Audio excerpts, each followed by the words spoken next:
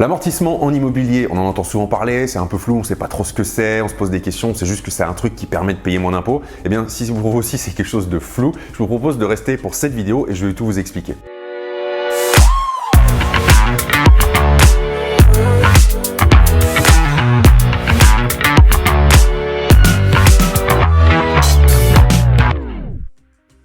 Bonjour et bienvenue dans cette nouvelle vidéo. Je m'appelle Julien Loboda, je suis investisseur depuis 2012 et sur cette chaîne, je vous aide à créer votre liberté avec l'investissement immobilier.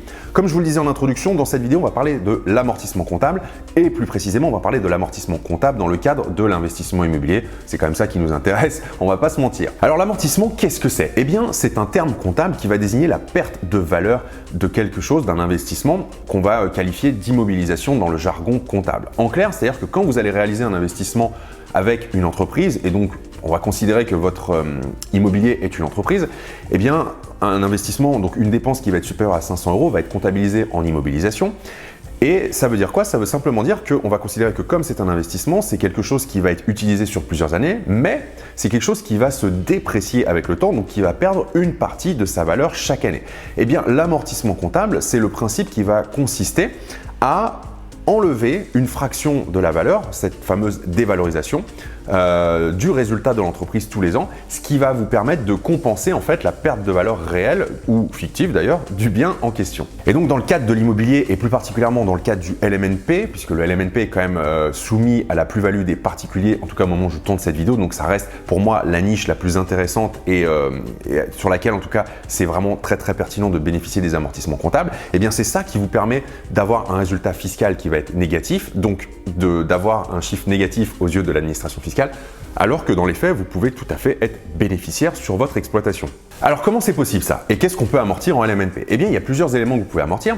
Tout d'abord, vous pouvez amortir le prix du bien immobilier en lui-même, mais sans le terrain. C'est-à-dire que la valorisation du terrain va sortir et on va considérer que votre bien immobilier, eh bien, il va perdre de sa valeur au fil des années. Alors, dans les faits, c'est rarement le cas puisqu'un bien immobilier a plutôt tendance à prendre de la valeur avec le temps, mais on va considérer qu'il va s'user avec le temps et donc on va l'amortir sur une durée moyenne. Attention, ce ne sont que des moyennes, hein, ne me prenez pas forcément au pied de la lettre tout ce que je veux dire, mais on est généralement situé entre 25 et 40 ans, quoi, à peu près. Ce sont les fourchettes pour amortir un bien immobilier.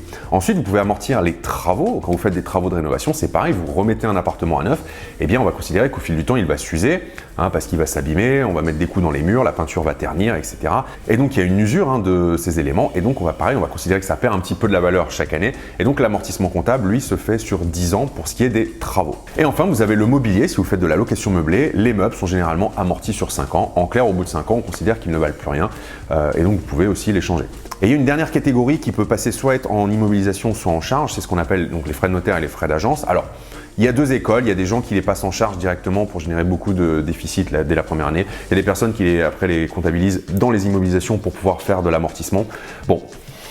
Là, j'ai pas d'avis sur la question, c'est juste pour dire que a priori les deux sont possibles, j'ai déjà vu les deux cas de figure. Alors quel est l'intérêt de tout ça finalement? Eh bien, si vous réalisez un investissement qui est rentable, c'est-à-dire que vous achetez à un bon prix et que vous avez un coût de revient global qui est inférieur ou égal au prix du marché en intégrant tout, hein, l'achat du bien, le mobilier, les travaux, les frais de notaire, les frais d'agence. Donc vous avez un bien qui pour le coup est déjà rentable, eh bien vous allez quand même pouvoir amortir beaucoup de choses pendant pas mal d'années. Donc l'amortissement comptable, c'est ce qui vous permet d'avoir un résultat fiscal qui est égal à 0, alors que dans les faits, vous dégagez un bénéfice puisque vous ne pouvez pas engendrer un résultat fiscal négatif avec les amortissements. Vous pouvez le faire uniquement avec les charges qui ont été déduites. Ah d'accord, Jamy! Donc voilà, en fait, c'est ça qui fait que l'amortissement comptable, c'est un vrai atout, un vrai levier pour optimiser votre fiscalité. Alors dans le cadre du LMNP, c'est une vraie niche fiscale parce que les amortissements que vous allez réaliser, donc la perte de valeur fictive, hein, de votre bien immobilier, ne vont pas être réintégrés dans le calcul de la plus-value au moment de la revente, ce qui n'est pas le cas en LMP par exemple. Voilà ce que je voulais partager avec vous dans cette vidéo. C'était clair et rapide. Enfin, j'espère en tout cas que c'était clair pour vous. N'hésitez pas à me dire dans les commentaires